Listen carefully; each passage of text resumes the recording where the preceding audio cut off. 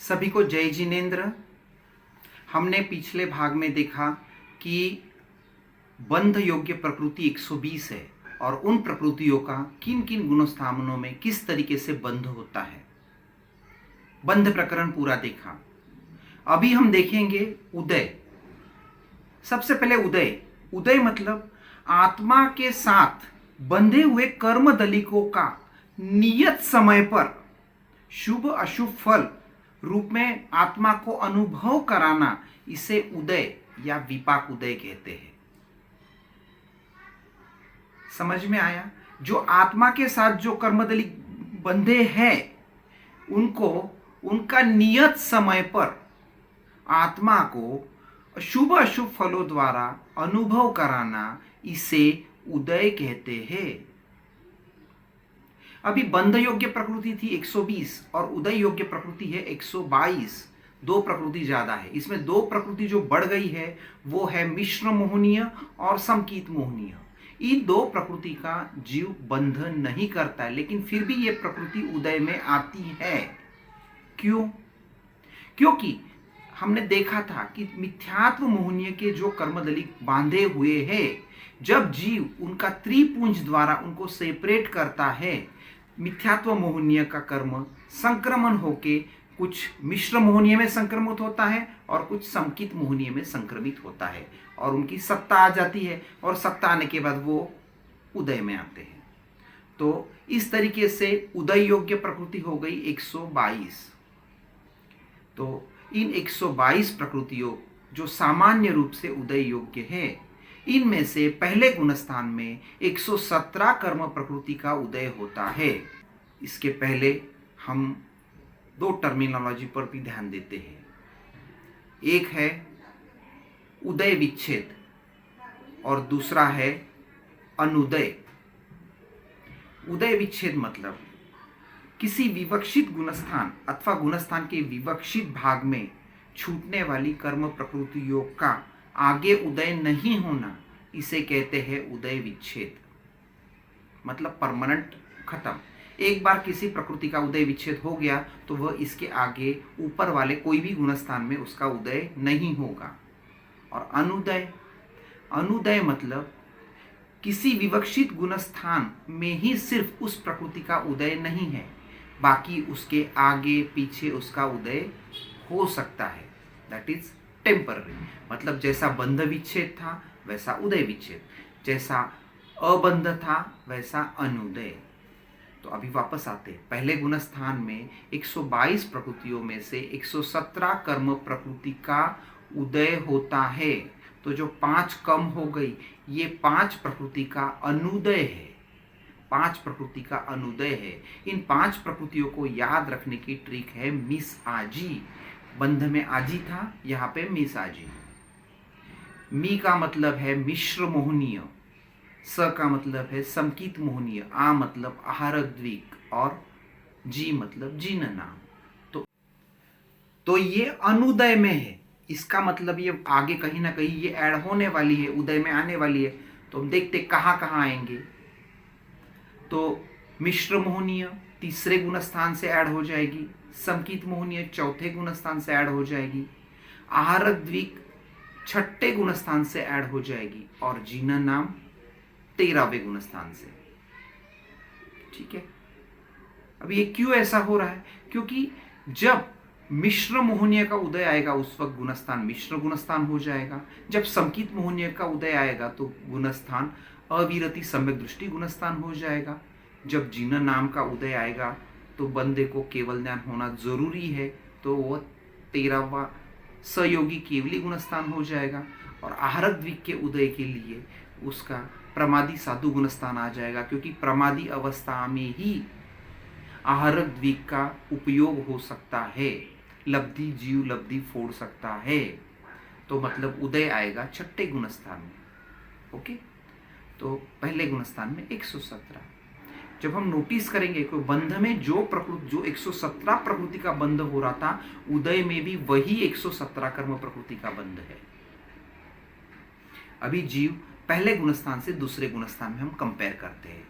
यह कथन करने की शैली है, जीव पहले से दूसरे गुणस्थान में जाता नहीं है। तो पहले और दूसरे में जब हम कंपेयर करेंगे तो पहले में 117 कर्म प्रकृति का उदय है और दूसरे में 111 पर कर्म प्रकृति का उदय है। मतलब 6 प्रकृति का उदय कम हो गया। इन 6 में से एक प्रकृति का अनुदय है और 5 प्रकृति का उदय विच्छेद है। तो जो अनुदय है वह है नरकानुपूर्वी और जो 5 है वह है 5 जो उदय विच्छेद होने वाली है वह है मिथ्यात्व मोहनीय, आतप और सूक्ष्मत्रिक। सूक्ष्मत्रिक में 3 प्रकृतियां आती है, सूक्ष्म, अपर्याप्त और साधारण। इसको याद रखने की ट्रिक मी आंसू। मी मतलब मिथ्यात्व मोहनीय, आ मतलब आतप, न मतलब नरकानुपूर्वी, सु मतलब सूक्ष्मत्रिक। इसका मतलब क्या हो गया कि जो जीव दूसरे गुणस्थान में है उसको नरकानुपूर्वी का उदय नहीं होता है। अभी हम सबको पता है कि नरकानुपूर्वी यह प्रकृति सिर्फ वाटे वहता में ही आती है। जब जीव नरक में जा रहा होता है उस वक्त ही यह उदय में आ सकती है, लेकिन यहाँ पे उदय में नहीं बोलते। मतलब नरक में वाटे वहता के भले ही 3 गुणस्थान हो, 1 2 4, लेकिन नरक में जाने के लिए दूसरे गुणस्थान से जीव जाता नहीं है। या तो पहले गुणस्थान से जाएगा या तो चौथे गुणस्थान से जाएगा। अभी देखते हैं यहाँ पे और कौन कौन सी प्रकृति का उदय विच्छेद हो गया। मिथ्यात्व का उदय विच्छेद हो गया, बिल्कुल सिंपल है। मिथ्यात्व खत्म हुआ इसीलिए दूसरे गुण स्थान में पहुंचा। आतप, आतप का उदय क्यों नहीं दूसरे गुण स्थान में? हमने देखा था आतप का उदय किन जीवों को होता है? सूर्य का जो विमान है उसके आउटर पेरिफेरी के जो पृथ्वी काय के जीव है उनको आतप का उदय रहता है। आतप मतलब जिनका खुद का शरीर ठंडा है लेकिन उनकी आभा या प्रभा जो है वो गर्म होती है, उष्ण होती है। अभी यह आतप कर्म जो है यह उदय में आता है शरीर पर्याप्त होने के बाद, बराबर है। और शरीर पर्याप्ति कंप्लीट होने के लिए बहुत ज़्यादा समय लगता है। और जो दूसरा गुणस्थान है सास्वादन गुणस्थान, इसका मैक्सिमम समय है 6 आवली का। मतलब जब तक सास्वादन समकीत रहता है तब तक वह जीव पर्याप्त नहीं होता, और जब जीव पर्याप्त होता है तब तक जीव सास्वादन समकित में नहीं रहता, मिथ्यात्व में निकल जाता है। इसीलिए आतप का उदय दूसरे गुणस्थान में नहीं है। सूक्ष्मत्री मतलब जो जीव सूक्ष्म, अपर्याप्त और साधारण है उन जीवों में सास्वादन गुणस्थान नहीं होता। सास्वादन गुणस्थान बादर में ही होता है। ठीक है, अभी दूसरे गुणस्थान से हम तीसरे गुणस्थान में पहुंचते हैं। सास्वादन गुणस्थान से मिश्र गुणस्थान। मिश्र गुणस्थान में जीव 111 के जगह पर 100 प्रकृतियों का ही उसको उदय रहता है। देखिए, हमने जब पहला गुणस्थान स्टडी किया उस वक्त हमने बताया था कि तीसरा गुणस्थान जब आएगा तब मिश्र मोहनीय जो अबंध में है वह ऐड हो जाएगी।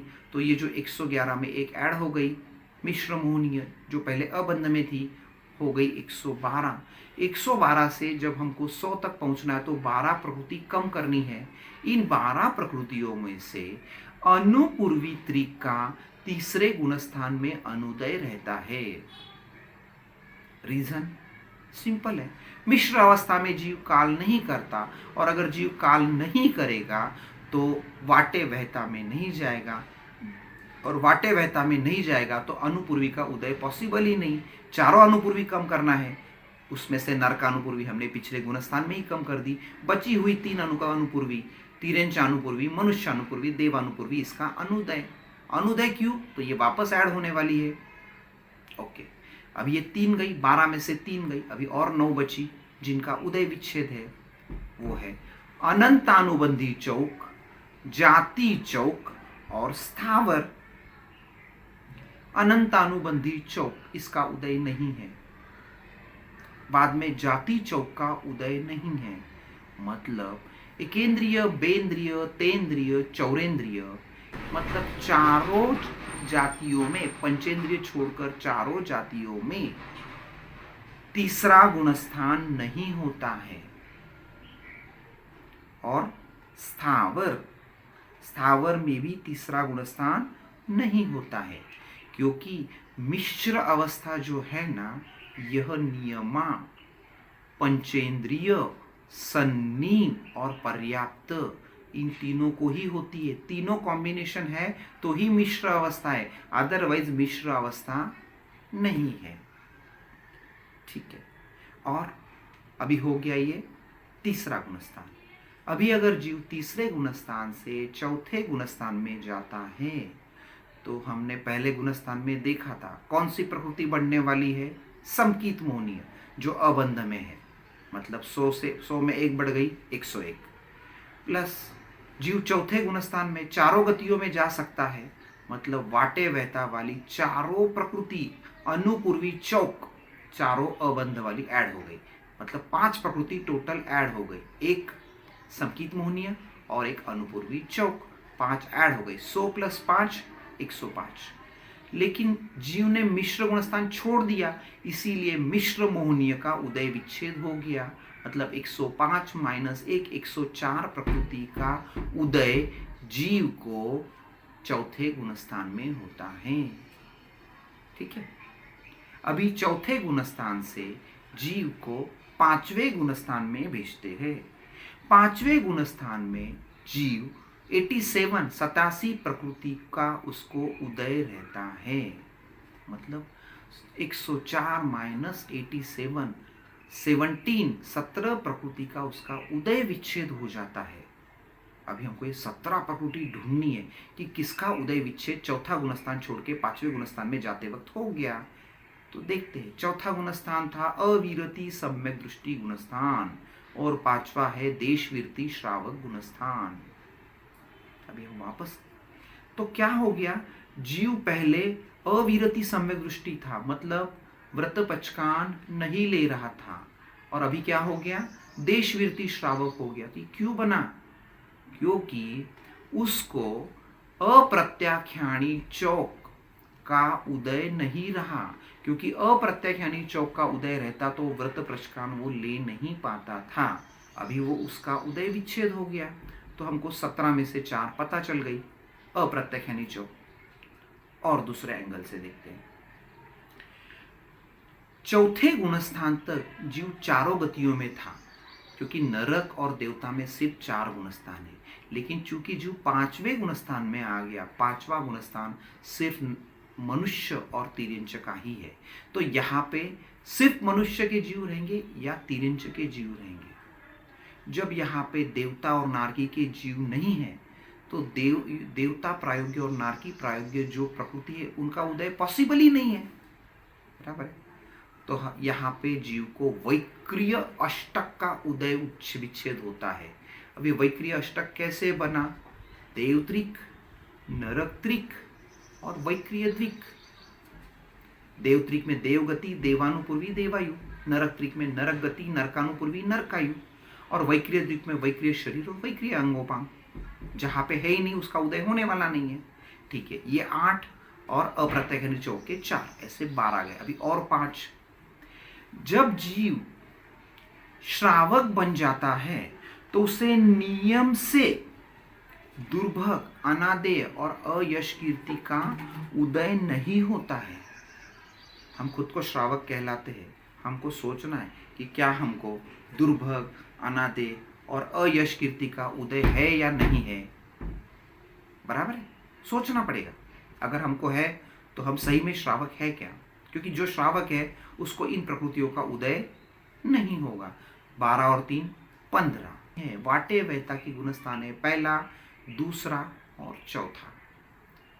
पांचवें गुणस्थान में वाटे वहता की चारों अनुपूर्वी नहीं है, उसमें से वैक्रिय अष्टक में हमने नरकानुपूर्वी और देवानुपूर्वी ऑलरेडी उदय विच्छेद में डाल दिया। जो बच्ची 2 है वो यहाँ पे आ गई। वापस एक बार रिपीट करते हैं, चौथे गुणस्थान से पांचवें गुणस्थान में आते वक्त जीव 104 प्रकृतियों का उदय से 87 प्रकृतियों का उदय उसको रहता है। मतलब 17 प्रकृति का उदय विच्छेद हो जाता है। 17 प्रकृति में से 8 है वैक्रिय अष्टक, रीजन दीव, रीजन 5वें गुणस्थान का जीव नरक में और देव में नहीं रहता है।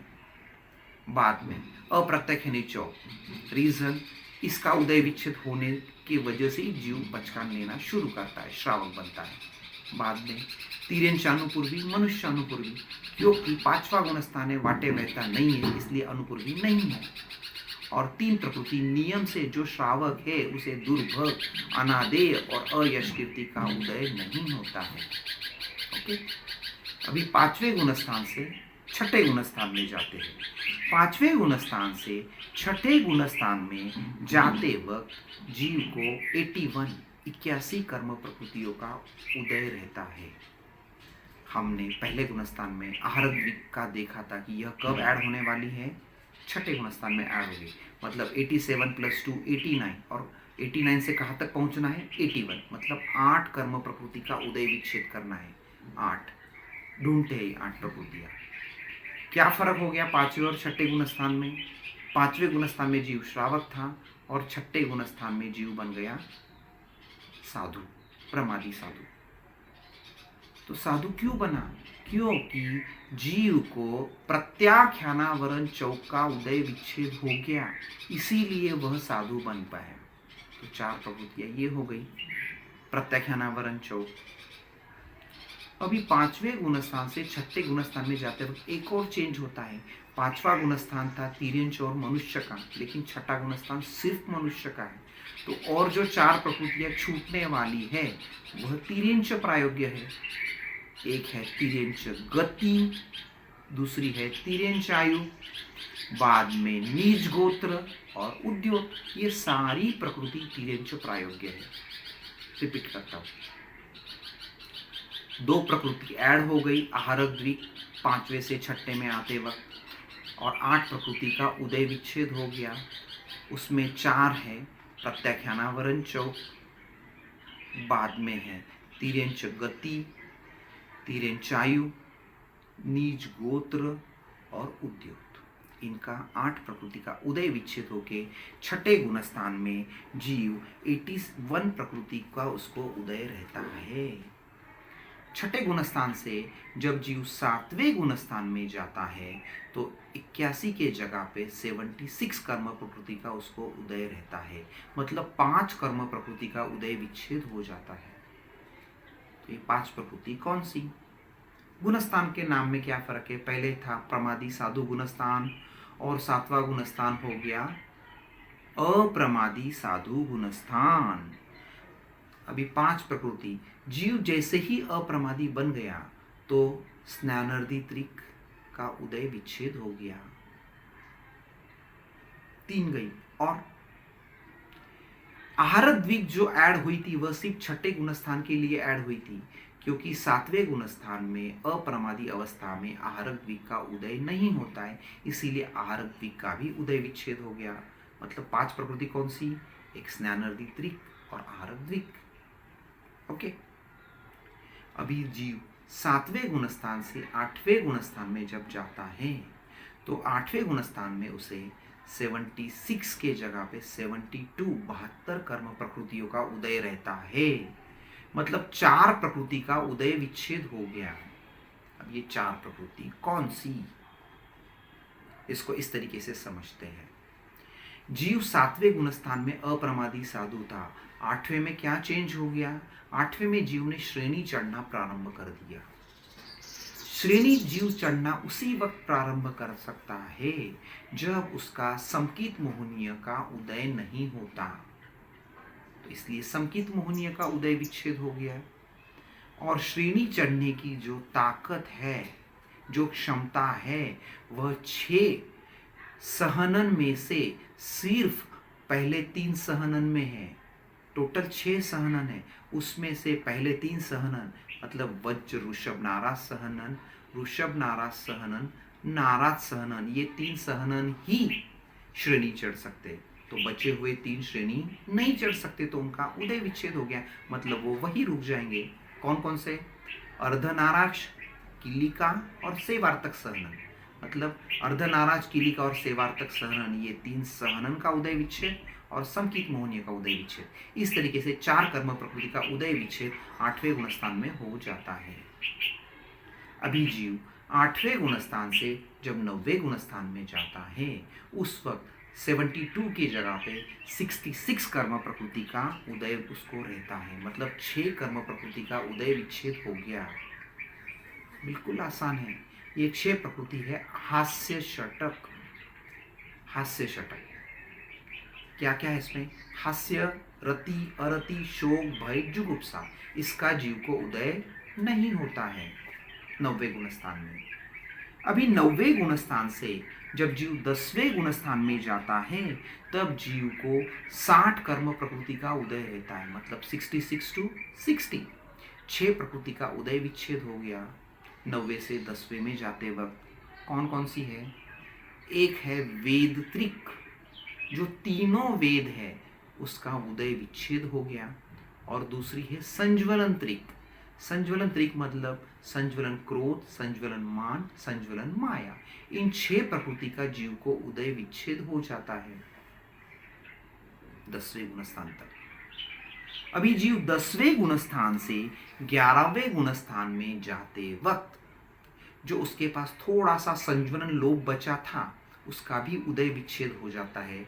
मतलब 60 प्रकृति का जो उदय था 10वें गुणस्थान में, 11वें गुणस्थान में आते वक्त वह एक प्रकृति का उदय विच्छेद करके वह जीव 59 कर्म प्रकृति का उसे उदय रहता है। जब 11वें से जीव 12वें गुणस्थान में जाता है, प्रैक्टिकली 11वें से 12वें में नहीं जाता, कथन करने की शैली, जीव सीधा 10वें से 12वें में जाता है। तो 11वें गुणस्थान से 12वें गुणस्थान में जाते वक्त 59 कर्म प्रकृति की जगह पे 57 कर्म प्रकृतियों का जीव को उदय रहता है। या 12वें गुणस्थान में सिर्फ शपक श्रेणी चढ़ने वाला जीव पहुंचता है। उपशम श्रेणी वाला जीव 12वें गुणस्थान में नहीं पहुंचता। अभी हमने देखा था कि 8वें गुणस्थान में श्रेणी चढ़ने की क्षमता सिर्फ 3 सहनन वालों को थी। वज्र, ऋषभ, नाराज सहनन, ऋषभ, नाराज सहनन, नाराज सहनन। इसमें भी शपक श्रेणी सिर्फ वज्र, ऋषभ, नाराज सहनन वाला ही चढ़ सकता है। बाकी दो जो सहनन वाले हैं वह सिर्फ उपशम श्रेणी चढ़ सकते हैं। तो उसका उदय विच्छेद हो गया। ऋषभ, नाराज सहनन और नाराज सहनन, इनका उदय विच्छेद हो गया। तो हो गए 57 कर्म प्रकृति। अभी 12वें गुणस्थान में जीव जब चरम समय में पहुंचता है, उस वक्त 57 में से निद्राद्विक का उदय विच्छेद करके जीव को सिर्फ 55 कर्म प्रकृति का उदय रहता है। ओनली 55, निद्राद्विक भी कहीं।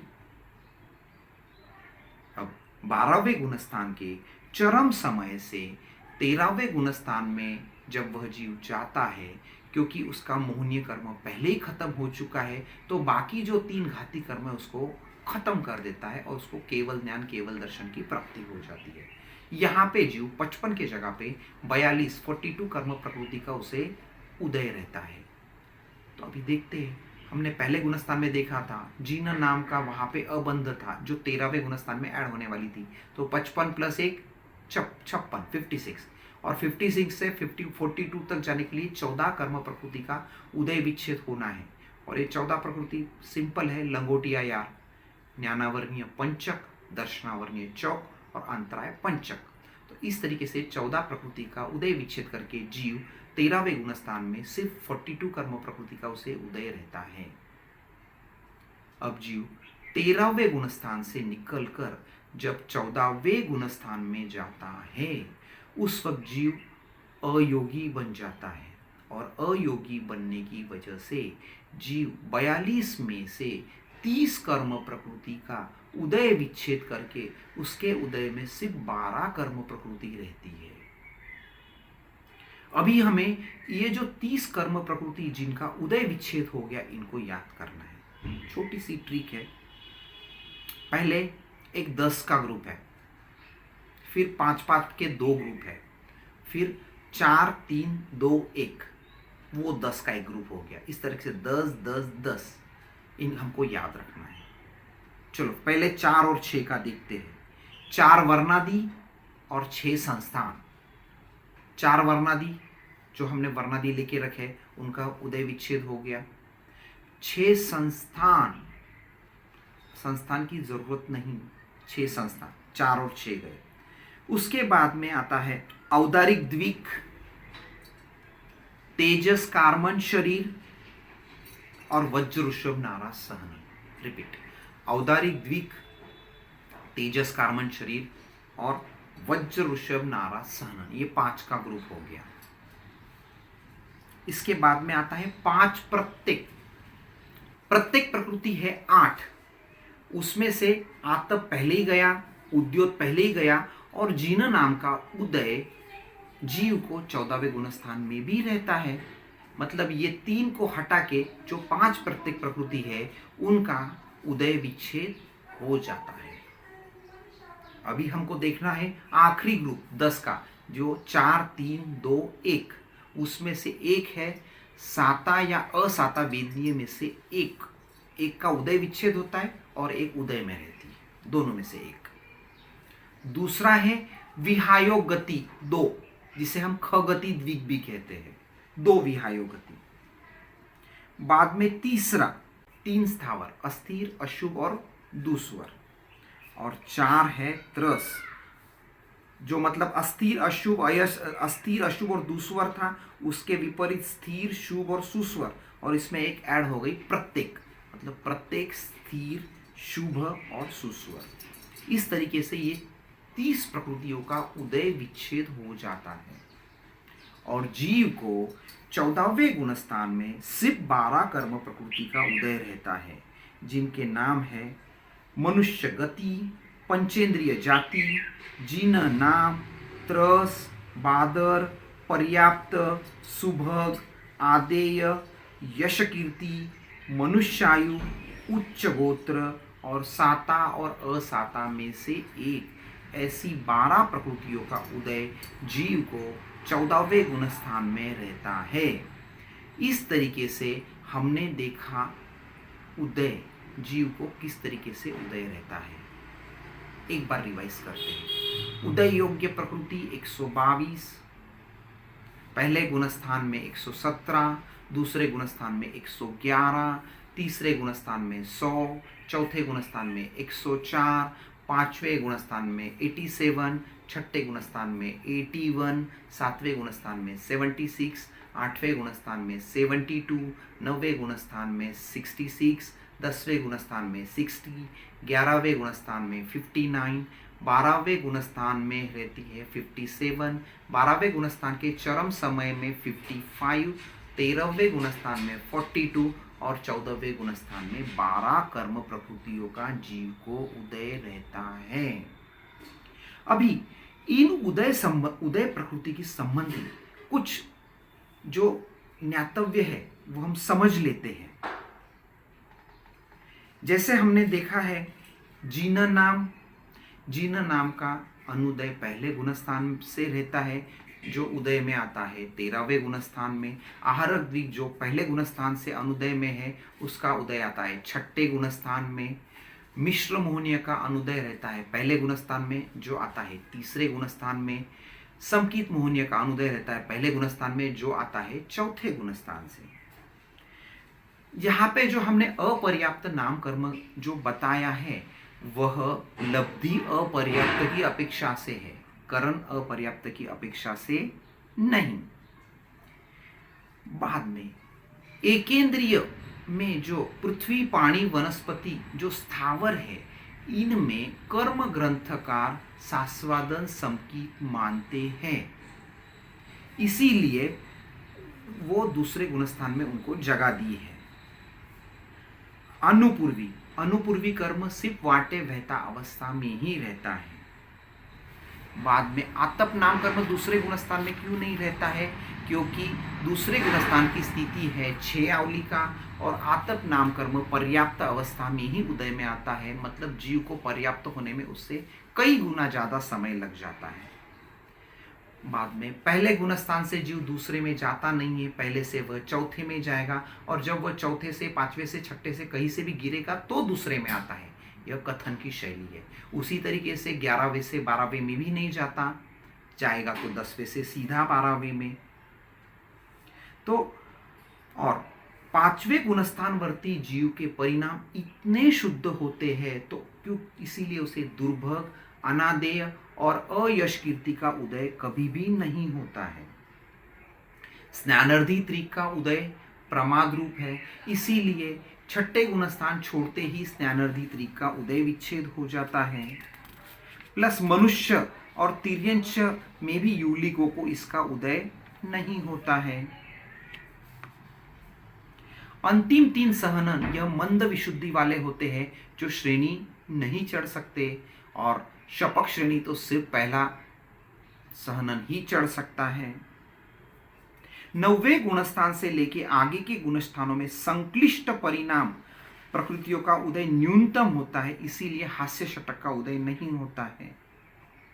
अभी जब हम 9वें गुणस्थान में देखा कि वेद त्रिक का उदय विच्छेद होता है, तो वहां पे समझने जैसी बात ऐसी है कि सबसे पहले अगर जीव श्री अगर श्रेणी चढ़ रही तो श्री वेद का उदय विच्छेद होता है, नपुंसक चढ़ रहा है तो नपुंसक वेद का होता है, और पुरुष चढ़ रहा है तो पुरुष वेद का होता है। इसी तरीके से तीनों का उदय विच्छेद हो जाता है।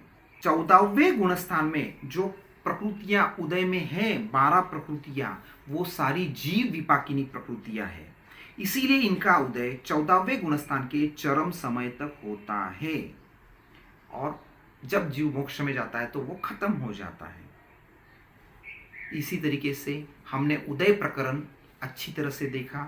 सभी को जय जिनेन्द्र, धन्यवाद।